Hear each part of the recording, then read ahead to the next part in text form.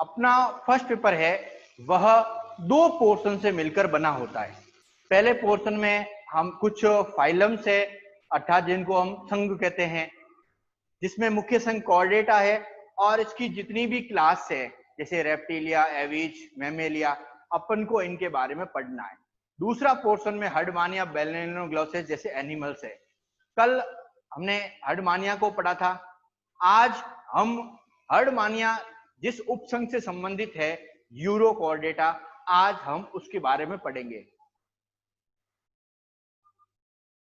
Chordata संघ सबसे बड़ा संघ है।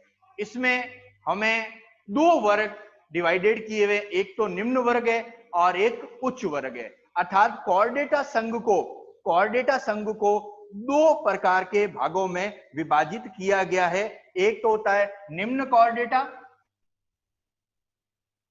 एक होता है निम्न कॉर्डेटा, लोअर कॉर्डेट्स, और एक होते हैं उच्च कॉर्डेटा, हायर कॉर्डेट्स।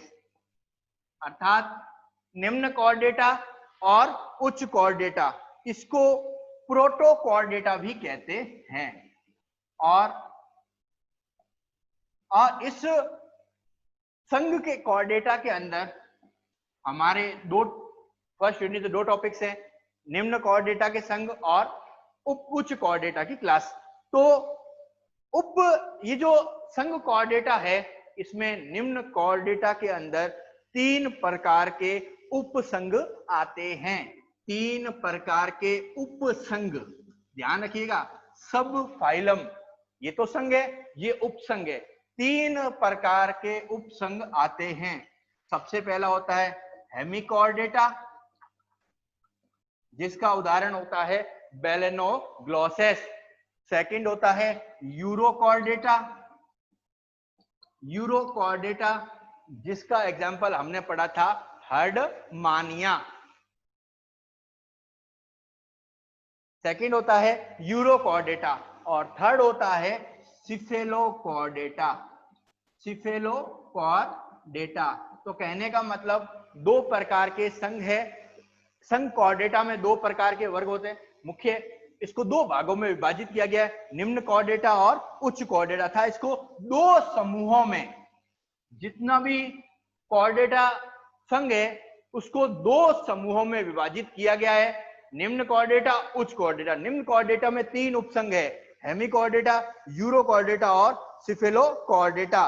और इसमें जो मुख्य है उच्च कॉर्डेटा को अपन अभी बाद में पढ़ेंगे। अब आज की जो हमारी क्लास होगी उसमें होगा यूरोकॉर्डेटा के बारे में पढ़ना। इसमें अपन को यूरोकॉर्डेटा होता क्या है, उपसंघ यूरोकॉर्डेटा क्या है, क्या उसकी विशेषताएं हैं, कौन से उसमें वर्ग हैं और कौन कौन से उसमें जंतु पाए जाते हैं, जिसके बारे में अब अपन चर्चा करेंगे। तो सबसे पहले अपन शुरू करते हैं यूरोकॉर्डेटा। मैं यूरोकॉर्डेटा इसलिए करा रहा हूं क्योंकि हमने जस्ट इससे पहले हर्डमानिया को पढ़ा है।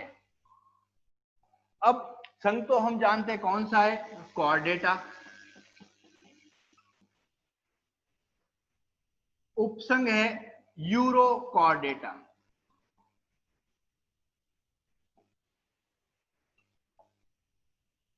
अब देखिए, हमने संघ कॉर्डेटा, उपसंघ क्या है यूरोकॉर्डेटा। अब इनके विशेषताएं कह दीजिए या अपन इस संघ के मुख्य लक्षण क्या होते हैं, अर्थात इसके क्या कैरेक्टर्स होते हैं। तो पहला जो मुख्य इसका कैरेक्टर्स होता है, इस संघ के समस्त सदस्य समुद्रवासी, स्वतंत्र। इस संघ के, इस उपसंघ के समस्त सदस्य, अर्थात जितने भी सदस्य इस उपसंघ के हैं वो सभी समुद्रवासी अर्थात मैराइन एनिमल हैं। तो समुद्रवासी होते हैं। समुद्रवासी, इस संघ के समस्त जंतु समुद्रवासी, स्थानबद्ध अर्थात फिक्स या स्वतंत्र।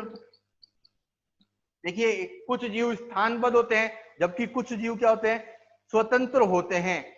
और कुछ जीव एकचर प्रकार से जीवन यापन करते हैं। तो पहली क्या विशेषता है, इस उपसंघ के समस्त जंतु समुद्रवासी, अर्थात समुद्र में रहते हैं। नेक्स्ट स्थानबद्ध, स्थान का मतलब किसी स्थान पे फिक्स वो चिपके रहेंगे जैसे अडमानिया, जबकि कुछ क्या होंगे स्वतंत्र तैरते रहेंगे। अब नेक्स्ट जो है इनके शरीर पर, क्योंकि हमने हर्डमानिया में पढ़ा था इनके शरीर पर एक आवरण होता है जिसमें शरीर क्या होता है, कैद होता है, जिसको हमने सामान्य भाषा में टेस्ट या चोल कहा था। तो कहने का मतलब इनके शरीर पर सेलुलोज के समान, इनके शरीर पर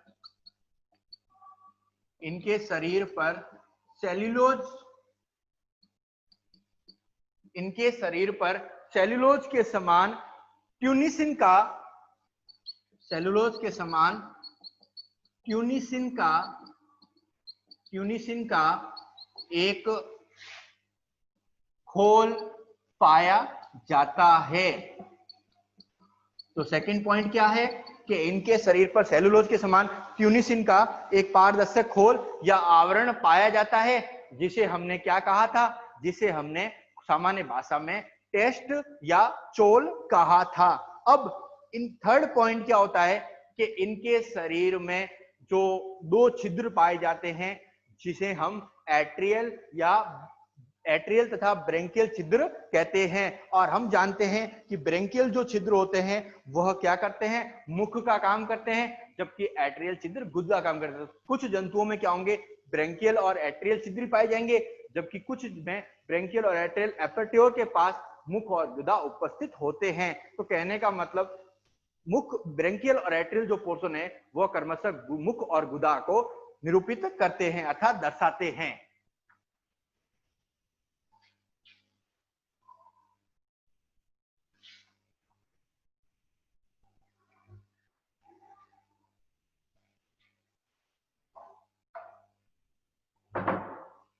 तीसरा जो हमारा पॉइंट है, इस उपसंघ के जंतुओं के शरीर में, इस उपसंघ के जंतुओं के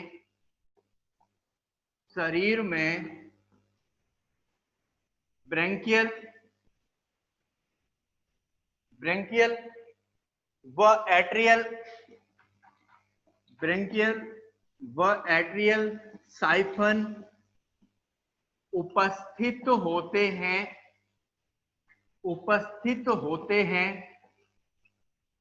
जो क्रमशः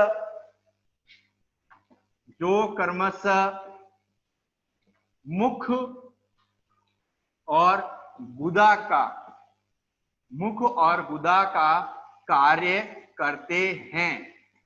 अब ध्यान रखिएगा, कुछ जंतुओं में, देखिए कुछ जंतुओं में, देखिए ये तो कुछ अडमाने जैसे जंतु में तो क्या है, ब्रेंकियल साइफन और एट्रियल साइफन मुख और गुदा का काम कर रहे हैं, जबकि कुछ जंतुओं में ब्रेंकियल और एट्रियल साइफन के पास मुख और गुदा अलग उपस्थित होते हैं। अर्थात ये जो ब्रेंकियल साइफन है छिद्र, इसके पास ही जब मुख स्थित होता है। तो कुछ जंतुओं में ब्रेंकियल साइफन के पास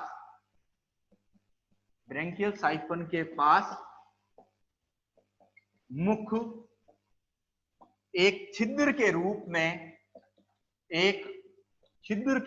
में उपस्थित होता है।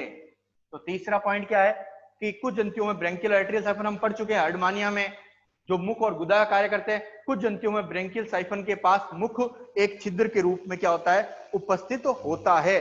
चौथा पॉइंट है ग्रसनी बहुत बड़ी, चौथा जो इसका मुख्य पॉइंट होता है इस उपसंघ का, ग्रसनी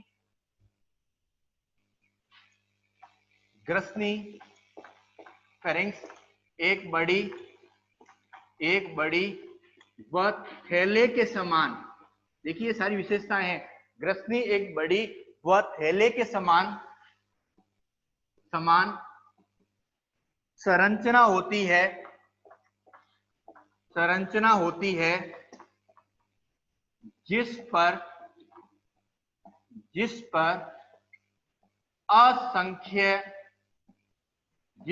असंख्य क्लोम छिद्र अर्थात गिल स्लिट्स, क्लोम छिद्र पाए जाते हैं।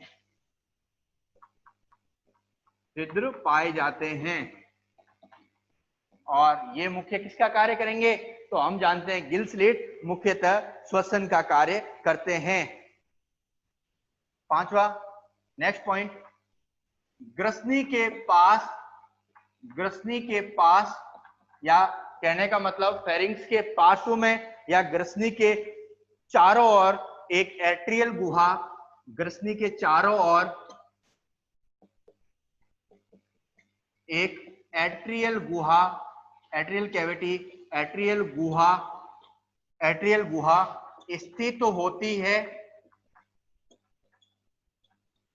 ग्रसनी के चारों ओर एक एट्रियल गुहा स्थित होती है जो एक एट्रियल छिद्र द्वारा, जो आगे एट्रियल छिद्र द्वारा, और जिसको हम कॉमन भाषा में क्या कहते हैं, गुदा पोर्शन या एनएस पोर्शन। तो ग्रसनी के चारों ओर एक एट्रियल गुहा स्थित होती है जो आगे एट्रियल छिद्र द्वारा शरीर के बाहर खुलती है, शरीर के बाहर खुलती है। तो नेक्स्ट हमारा पॉइंट क्या था कि ग्रसनी एक बड़ी थैले के समान संरचना होती है जिस पर असंख्य क्लोम छिद्र पाए जाते हैं। नेक्स्ट, ग्रसनी के चारों ओर एक एट्रियल गुहा स्थित होती है जो आगे एट्रियल छिद्र द्वारा शरीर के बाहर खुलती है। और नेक्स्ट जो पॉइंट है कि हम पढ़ चुके हैं हर्डमानिया के अंदर कि इनकी आहार नाल कैसी होती है, अंग्रेजी के वर्ण यू के समान। तो नेक्स्ट जो हमारा पॉइंट है वो क्या होगा, इस उपसंघ के जंतुओं की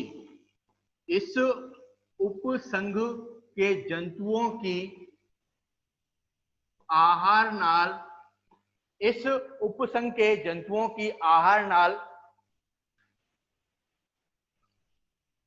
अंग्रेजी के वर्ण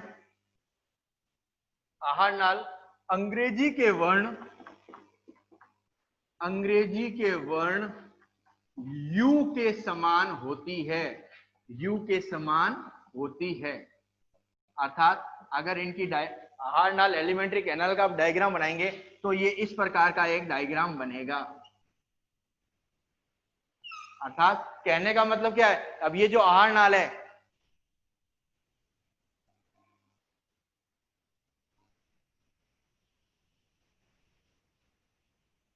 ये आहार नाल अंग्रेजी के वर्ण क्या है, यू के समान है। अर्थात इनकी आहार नाल जो है वो अंग्रेजी के वर्ण यू के समान होती है। नेक्स्ट, यह सीलियरी विधि द्वारा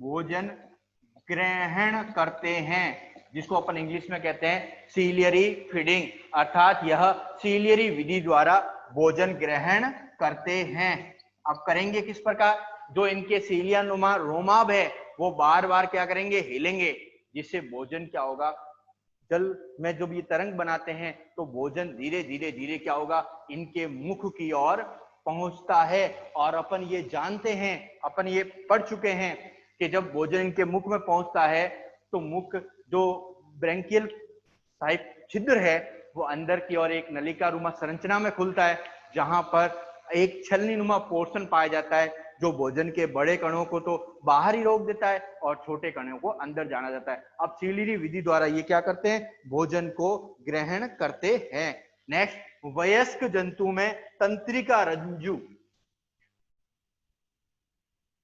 नेक्स्ट, वयस्क जंतु में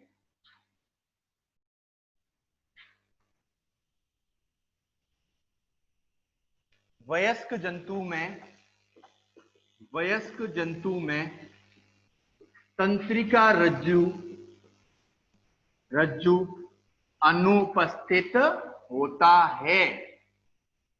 तो तंत्रिका रज्जु जो है वो वयस्क जंतु में क्या होगा, हमेशा अनुपस्थित रहेगा। और सबसे बड़ी बात क्या है कि इनका हृदय, नेक्स्ट कल हमने हर्डमानिया के रक्त परिसंचरण तंत्र को पढ़ा था, तो हृदय एक तो अधर दिशा में स्थित होता है और सबसे बड़ी बात क्या है, रुधिर परिसंचरण की दिशा निरंतर क्या होती है, परिवर्तित होती रहती है। क्योंकि मैंने कल बताया था कि इसमें एक बार श्वसन कोश ब्रैंकियल सैक रुधिर शुद्ध हो रहा है अर्थात ऑक्सीकृत होता है, तो कई बार टेस्ट या चोल से रुधिर ऑक्सीकृत होता है। बार बार रुधिर ऑक्सीकरण की जो प्रक्रिया है अर्थात एक बार टेस्ट एक बार ब्रेंकियल सैक से रुधिर के ऑक्सीकरण होने के कारण इनकी जो दिशा होती है वो क्या होती है, परिवर्तित होती रहती है। तो कहने का मतलब हृदय अधर दिशा में स्थित होता है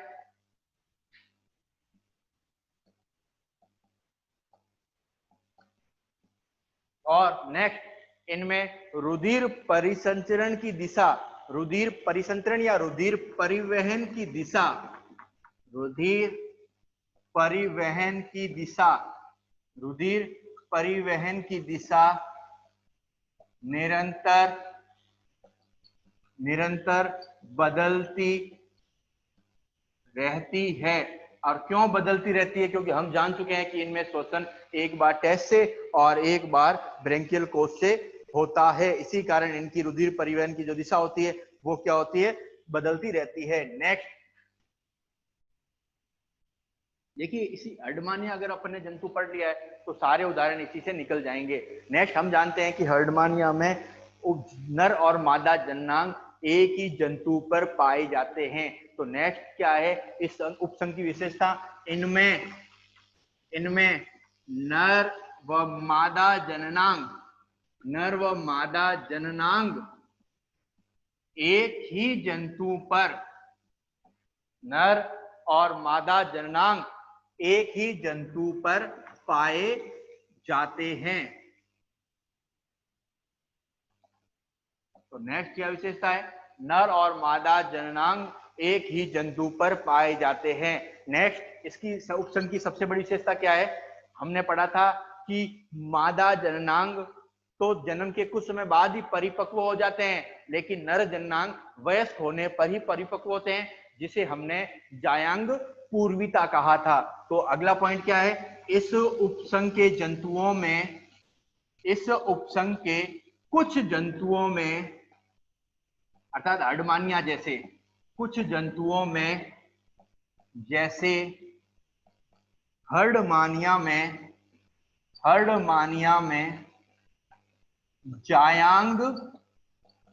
जायांग पूर्विता पाई जाती है,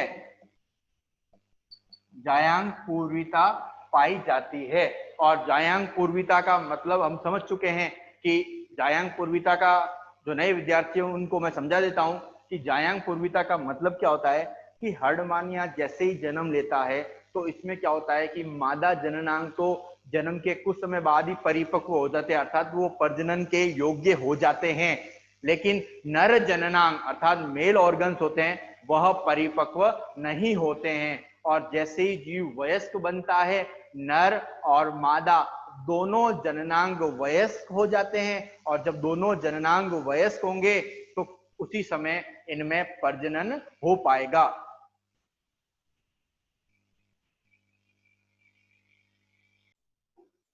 नेक्स्ट इनमें निषेचन, देखिए जायांग पूर्विता पाई जा रही है, इसी कारण क्या है कि इनमें निषेचन बाह्य प्रकार का होता है। तो अगला जो पोर्शन होता है वो आउटर द बॉडी, फर्टिलाइजेशन जो हो रहा है एग और स्पर्म का, शुक्राणु और अंडाणु का मिलन होता है, वह शरीर के बाहर होता है। इसीलिए इस उपसंघ के अधिकतर जंतुओं में, इस उपसंघ के जंतुओं में बाह्य निषेचन पाया जाता है, बाह्य निषेचन पाया जाता है, अर्थात शुक्राणु और अंडाणु का जो मिलन होगा वह कहाँ होगा, शरीर के से बाहर होगा, अर्थात शुक्राणु और अंडाणु का जो मिलन है वह शरीर से बाहर समुद्री जल में संपन्न होगा। और नेक्स्ट इनमें लार्वा अवस्था पाई जाती है,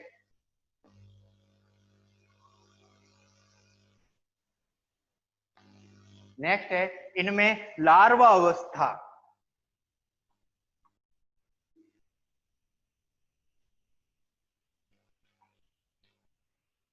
देखिए हार्डमानिया के जो लार्वा है उसको अपन सेकंड यूनिट में पढ़ेंगे, इसीलिए मैं आपको बेसिक बता दूं कि इनमें लार्वा अवस्था पाई जाती है, इनमें लार्वा अवस्था पाई जाती है। और हर्डमानिया के जो लार्वा का नाम होता है वो होता है एसिडियन टेडपोल लार्वा, और यह लार्वा मेंढक के टेडपोल के सदृश्य होता है।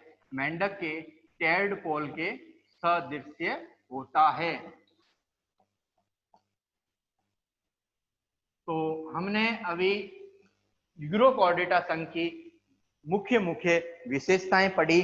तो हमने ये जाना कि इसमें क्या क्या मुख्य विशेषताएं होती है।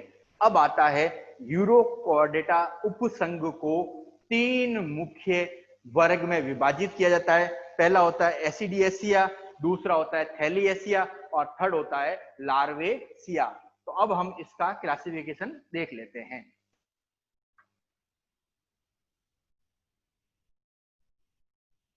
देखिए, अपन को जो चार्ट बनाना है उसमें सबसे पहले क्या आएगा, संघ कॉर्डेटा।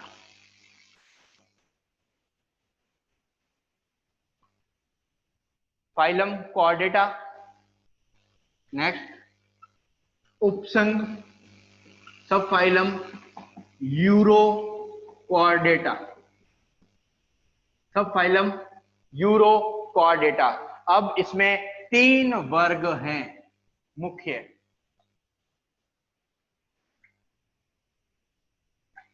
पहला होता है एसिडिएसिया, एसिडिएसिया, इंग्लिश और हिंदी दोनों टर्मों में सेम है, एसिडिएसिया। नेक्स्ट है थैलिएसिया, एसिडिएसिया, थैलिएसिया और लार्वेसिया, लार्वेसिया। तो कहने का मतलब इस उपसंघ में 3 वर्ग हैं। 3 वर्ग कौन से हैं, एसिडिएसिया, थैलेसिया और लार्वेसिया। अब पहले हम एसिडिएसिया को पढ़ते हैं। तो एसिडिएसिया के अंदर 2 गण होते हैं। पहला होता है एसिडियाई सिंप्लेसेस,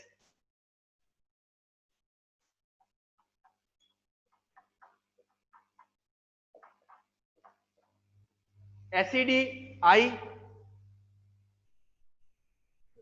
आपको साफ नहीं दिख रहा तो मैं यहां लिख देता हूं,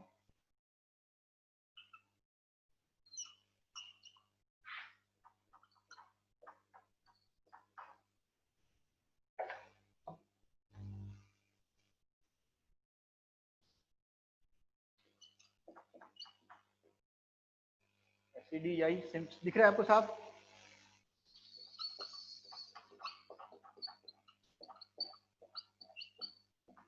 सिंप्लिसेस, एसिडियाई सिंप्लिसेस पहला एक संघ होता है। दूसरा होता है एसिडियाई कंपोजिटी,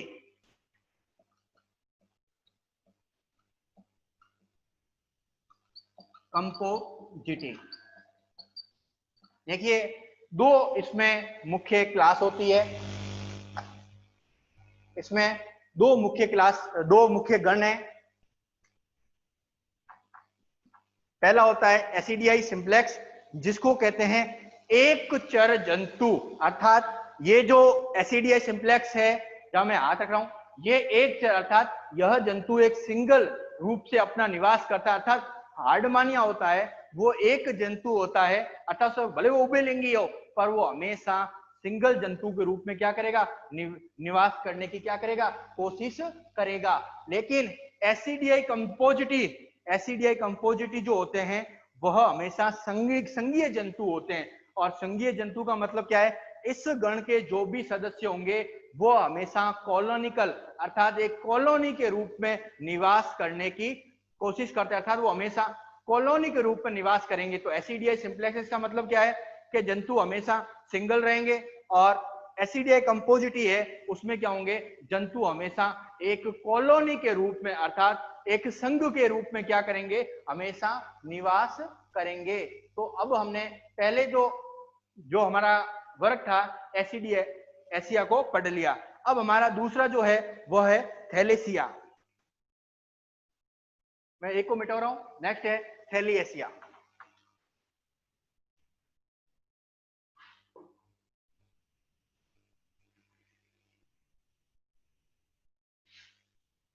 नेक्स्ट है थैलिएसिया। देखिए थैलिएसिया जो सदस्य है उनको तीन गणों में विभाजित किया जाता है। पहला होता है डोलियोलिडा, पहला जो नाम होता है वो होता है डोलियोलिडा। दूसरा होता है सालपीड़ा, सालपीड़ा। और तीसरा होता है ल्यूसीडा। तो कहने का मतलब क्या है, थैलेसिया संघ को, थैलेसिया वर्ग को हम तीन गण में विभाजित करते हैं, जिनमें पहला क्या होता है डोलियोलिडा, सालपीड़ा और ल्यूसीडा। डोलियोपीड़ा का उदाहरण होता है डोलियोलम, सालपीड़ा का उदाहरण होता है साल्पा और ल्यूसीडा का उदाहरण होता है पाइरोसोमा, पाइरोसोमा। अब हमारा जो लास्ट है वह रह गया लार्वेसिया। अब हम सबसे पहले एसिडिएसिया को स्टार्ट करते हैं, अर्थात एसिडिएसिया की वर्ग जो पहला है उसकी क्या विशेषताएं होती है।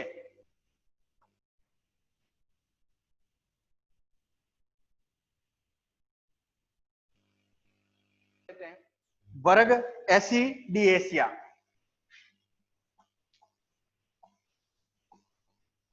और हमें पता है इस वर्ग का जो मुख्य उदाहरण कौन सा है, हर्डमानिया।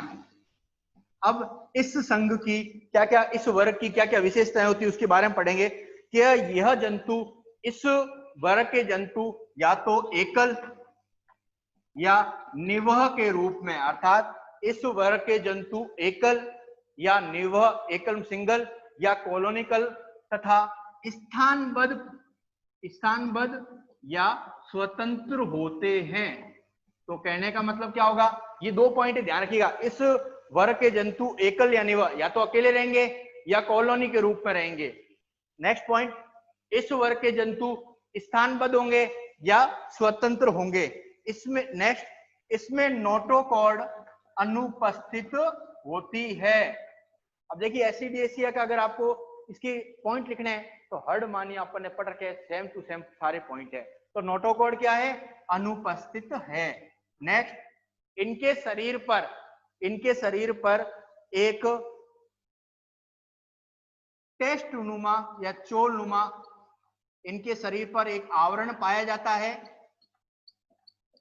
इनके शरीर पर एक आवरण पाया जाता है जिसे चोल या टेस्ट कहते हैं।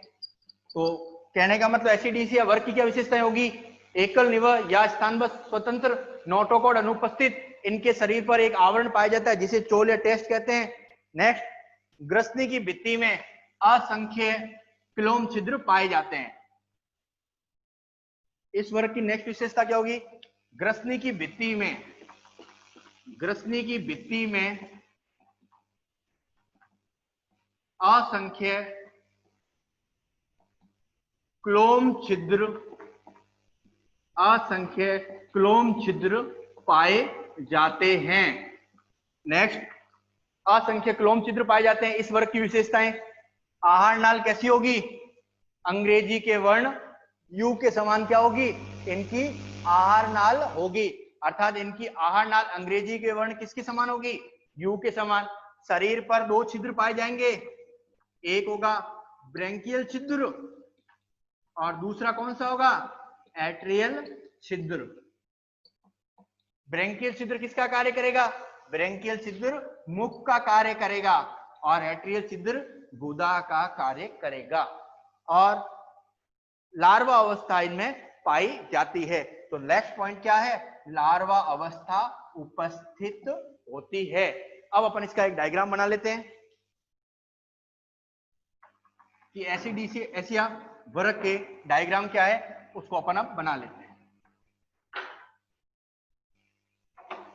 एसिडिएसिया वर्ग का एक अपन जो हर्डमानिया है उसका एक अपन नामांकित चित्र बना देते हैं।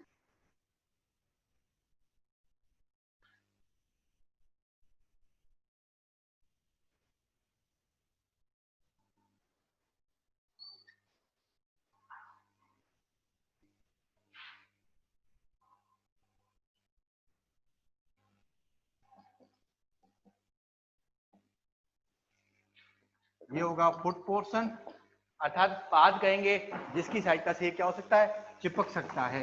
ये होगा टेस्ट, ये होगा ब्रेंकियल साइफन, ये हो जाएगा एट्रियल साइफन। और हम जानते हैं कि ब्रेंकियल साइफन के अंदर एक ब्रेंकियल छिद्र होगा और इधर होगा एट्रियल छिद्र, जिसकी सहायता से क्या होगा, मुख और गुदा का कार्य क्या करेंगे, ये कार्य करेंगे, जिसे अपन ब्रेंकियल एपर्ट्योर और एट्रियल एपर्ट्योर कहते हैं। अब इससे आगे की टॉपिक है वो हम अपनी कल की क्लास में पढ़ेंगे।